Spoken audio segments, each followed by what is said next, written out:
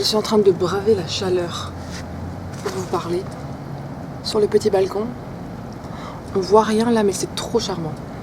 Je suis arrivée à Nice depuis hier. Hier dans le train, j'ai eu du temps à revendre parce que déjà le trajet de train Paris-Nice il dure 6 heures. Mais là il y avait 1h40 de retard. Et dans le train, j'ai pas fait ce que je devais faire à la base, qui était de dessiner une planche. J'ai dessiné le sticker que j'aimerais vous offrir avec la BD. J'aimerais faire des petits goodies offerts avec la BD pour que ce soit fun à recevoir, dont un sticker. Je sais pas, j'ai eu de l'inspiration et j'ai eu l'idée et j'ai fait le croquis et la réalisation du sticker dans le train et le résultat me plaît, donc c'était parfait. J'ai même pas eu à retoucher quelque chose, voilà. Je m'étais dit que cette semaine, j'allais me concentrer justement sur les goodies, donc je pense que ce sera un marque-page, un sticker et une petite carte de remerciement. C'est ce à quoi j'ai pensé. Voilà, je me dis que je vais me concentrer sur ça cette semaine pour pas trop travailler et profiter d'être ici. Ce matin, j'ai re-regardé le vlog de Verona Farel qu'elle a fait à Nice. Elle est tellement... Je l'adore. J'aime trop son énergie, cette personne. Elle est trop... Je sais pas. On n'a pas vraiment de programme. On verra un peu au jour le jour. J'ai piqué le peignoir en lin de ma mère et ça fait tellement chic. J'ai l'impression d'avoir ma vie en main. Regardez-moi. Cette personne a sa vie en main. C'est tout mignon là. C'est trop mignon. Je vous montre un peu la vue.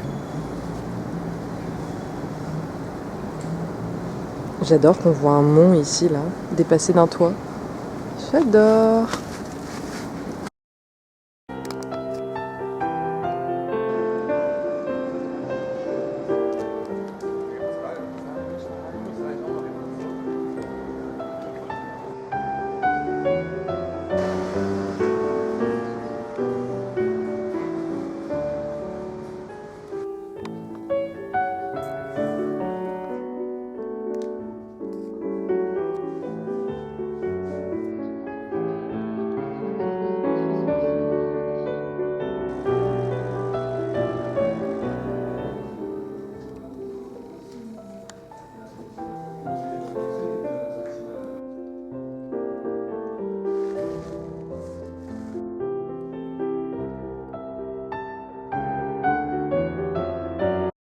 Je remplis toujours mon carnet d'été de papier styletto.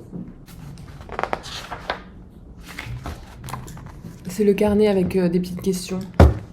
Moi, ça me change parce que quand j'écris dans mon journal, je me pose jamais des questions, j'écris pas des prompts, j'écris juste ce qui se passe dans ma tête, tout ce qui se passe dans la journée, écrire les souvenirs et tout. Et donc ça change d'avoir des questions auxquelles répondre. C'est un peu exceptionnel dans ma pratique d'écriture de journal. Donc c'est sympa.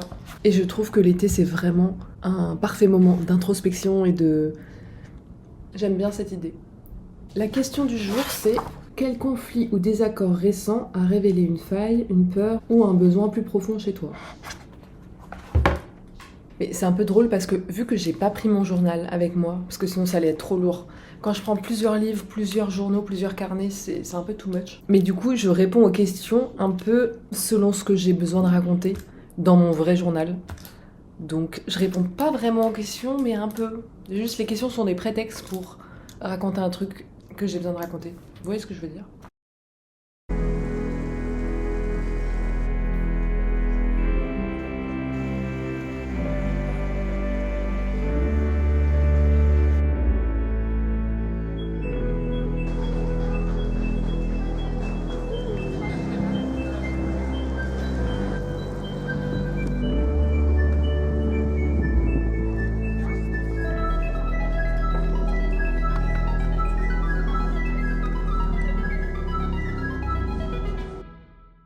J'essaye de m'habituer à filmer en public, c'est extrêmement compliqué.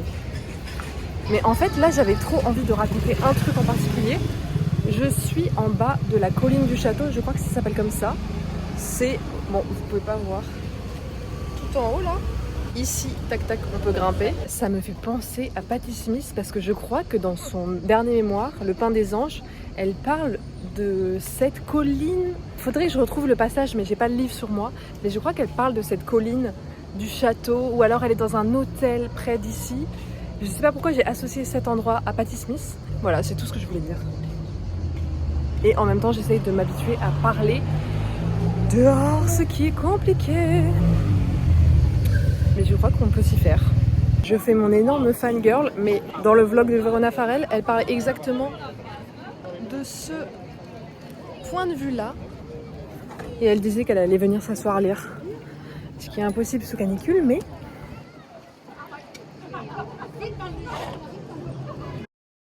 Nouveau matin, nouveau café. Et je suis en train d'écrire dans mon carnet, vu que j'ai pas mon journal avec moi. Mais je me suis rendu compte que je peux écrire. En fait, il y a plein de pages où il y a juste des citations, des petites phrases un peu Conti Conta.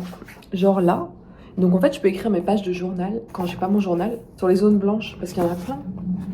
C'est parfait. Donc c'est vraiment mon carnet d'été, j'adore. Et en plus, il y a 2 calendriers pour juillet et pour août. Là, c'est août, je l'ai pas encore rempli. Et du coup, je le remplis au fur et à mesure des trucs que j'ai fait, des petits souvenirs. Bah là, en ce moment, je le remplis de ce que je fais à Nice chaque jour. Par exemple, je suis allée au Petit Palais dimanche dernier. Le match, la petite finale. Bon, bref, Nice. Et je pense que je vais même utiliser les pages où il y a des trucs. Là, c'est un book club avec des recommandations de livres. Je pense que je vais utiliser ces pages. Mais d'ailleurs, là, ce serait drôle. Enfin, là, ce serait sympa de mettre les livres que j'ai lus cet été, les coller, des petites images. Mais dans les pages de ce style, par exemple, l'horoscope. En plus, ça date de 2025 parce que je l'avais acheté sur Vinted. Je pense qu'à la fin de l'été, j'imprimerai les photos de l'été et je les collerai sur les pages où il y a des trucs comme ça, là. Donc ça me fera vraiment un carnet souvenir de l'été. J'ai jamais fait ça. J'aime bien l'idée. Et d'ailleurs, heureusement que je l'avais acheté sur Vinted. J'avais loupé le coche quand il était sorti l'été dernier. Du coup, j'ai acheté cet hiver sur Vinted. Et heureusement que j'ai fait ça parce qu'en fait, cette année, elle n'a pas ressorti le carnet de l'été version 2026. Donc... Et d'ailleurs, en ce moment, elle fait ses podcasts à New York. Et j'en ai écouté aucun. Là, je suis un peu en pause de vidéos YouTube, etc., etc. La seule que j'ai regardée, là, c'est le vlog de Verona Farel. Ah oui, en fait, hier, trop fou. Hier soir, j'ai vu que Verona Farel avait sorti un nouveau vlog.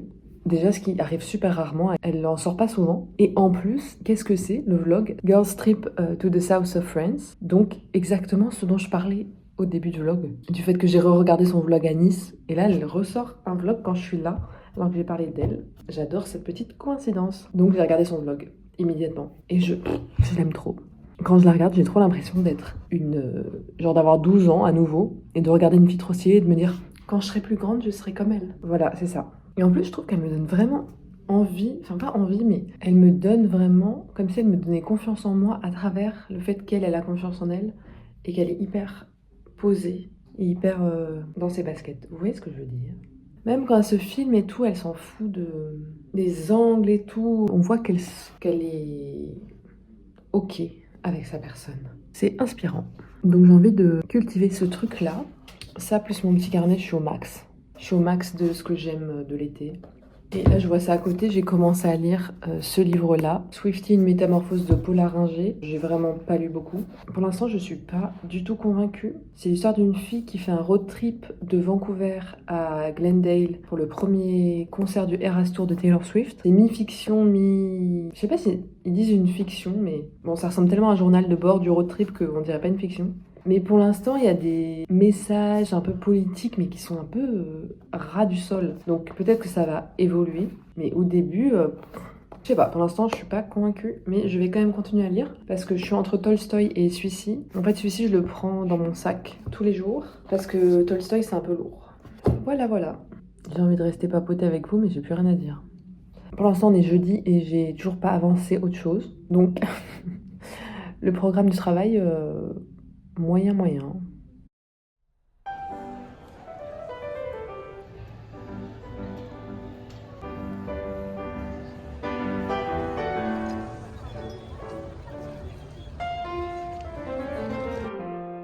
Je me fais enfin une séance de travail Je suis en train de faire une session de correction. Là, c'est la toute première que je fais. Il y a Mathilde, dont je vous avais déjà parlé, qui va m'aider sur plusieurs points pour la sortie de ce livre, de cette première BD. Et Mathilde m'a fait une première correction, à la fois sur l'orthographe, la syntaxe, la typo, mais aussi pour la cohérence de la narration, les trucs sur lesquels elle a tiqué en lisant pour la première fois, le scénario, des petits points importants. Et Mathilde, si tu passes par là, merci. Du coup, c'est la première fois que j'ai un retour, un regard extérieur sur cette BD. Et c'est hyper rafraîchissant et c'est ultra utile. Elle a mis en avant des points sur lesquels j'avais pas fait attention. Donc j'ai fait une première correction. En plus, ça me fait trop du bien de faire une nouvelle tâche qui ne sont pas les planches. Amen. Et là, je viens de recevoir par mail le code ISBN que j'avais commandé. En gros, pour publier un livre en France, même si c'est auto-édité, si tu veux vendre un livre, je crois que c'est pour le vendre. Il te faut un numéro ISBN. Et sur tous les livres, il y a un numéro ISBN. Je suppose que ça veut dire... je sais pas. Identification, quelque chose, Bibliothèque nationale, un truc du style. Mais en gros, c'est un numéro que tu demandes à la BNF, donc la Bibliothèque nationale de France, ou à l'AFNIL, enfin bref, tu le demandes à un organisme. Et c'est le code d'identité de ton livre. Et j'ai même un code barre. Je trouve ça fait tellement concret et professionnel. Ça me fait avancer et ça, c'est concret, c'est cool. On est déjà samedi. Aujourd'hui, on va aller au musée Matisse, qui est dans une ville au-dessus de Nice. J'ai encore travaillé sur d'autres trucs, donc j'ai réussi un peu à me concentrer. J'ai travaillé la carte de remerciement. Je sais même plus si je vous l'ai déjà dit ou pas. Sur la carte de remerciement que je glisserai dans chaque BD pour vous remercier si vous accueillez cette BD chez vous. J'ai eu une idée que je trouve assez chouette pour cette carte, mais je vous le dis pas parce que je veux pas vous spoiler. Donc j'ai fait ça. Je cherche encore la bonne formulation pour les remerciements. Et super random, mais hier je suis allée chez le coiffeur. Et je suis trop contente parce que je ne vais jamais chez le coiffeur parce que je n'aime pas. C'est jamais beau ce qu'ils font. Et là j'ai juste rattrapé ma coupe parce que du coup ça fait 2 ans que je me coupe les cheveux toute seule. Donc j'ai juste rattrapé ma coupe. Devant c'est dégradé. Touc. Couper un peu là. Et dégrader un peu derrière partout. Et elle m'a trop bien réussi. Ça c'était hier, donc c'est déjà un peu retombé, mais j'adore cette coupe. Bah là on voit pas avec les petites pinces. On voit rien. Et je me suis acheté un haut chez Zara. J'aime m'identifier comme quelqu'un qui... En fait je suis super sensible au sujet de la fast fashion. Et parfois, j'achète quand même de la fast fashion parce que je me fais avoir. J'ai envie de me trouver jolie, je trouve le truc joli. Le seul truc qui est un non négociable pour moi maintenant, c'est si j'achète un truc neuf, enfin d'ailleurs même en vintage, mais encore plus en neuf, il faut que ce soit des matières naturelles. Genre là c'est 100% coton et lin, parce que je ne supporte pas le synthétique, on transpire dedans, en plus ça se recycle pas, enfin bref. Bon, je sais pas si ça se recycle les trucs mélangés coton et lin, mais c'est mon non négociable. Mais quand même j'ai une culpabilité immense, vu que c'est un sujet qui me tient vraiment à cœur, d'acheter de la fast fashion. Parce que j'aimerais croire que je suis une personne qui achète que du vintage, mais ce n'est pas le cas. Et genre franchement, je ne suis pas une personne angoissée. Enfin si, mais pour les sujets, je tergiverse pas beaucoup dans ma tête. J'ai pas des sujets qui reviennent en boucle comme certaines personnes anxieuses. Mais par contre, pour la fast fashion et la culpabilité de l'écologie, genre là cette nuit, j'ai acheté ça hier. Et cette nuit, j'y pensais, genre limite j'avais une boule au ventre de me dire mais t'as acheté ça, mais t'es affreuse alors que tu dis que machin, que t'achètes que de la seconde main. Voilà, je sais pas si vous êtes pareil, si vous êtes sensible à ces sujets-là, si ça vous fait pareil, une culpabilité. Et puis j'adore faire du shopping, hein. Franchement j'adore juste flâner dans les boutiques, regarder les trucs, essayer des trucs même si je ne vais pas acheter. J'adore ça. C'est aussi une activité qu'on partage avec ma mère, on adore ça toutes les deux. Donc forcément, voilà. Mais regardez, il est trop beau quand même. Je le trouve trop cool. Je sais pas pourquoi ça me fait penser à un uniforme d'hôtesse de l'air. Voilà ce qui se passe dans ma petite tête. D'ailleurs, je sais pas si je devrais mettre ça aujourd'hui parce que... Mais je trouve que c'est le parfait outfit pour aller au musée.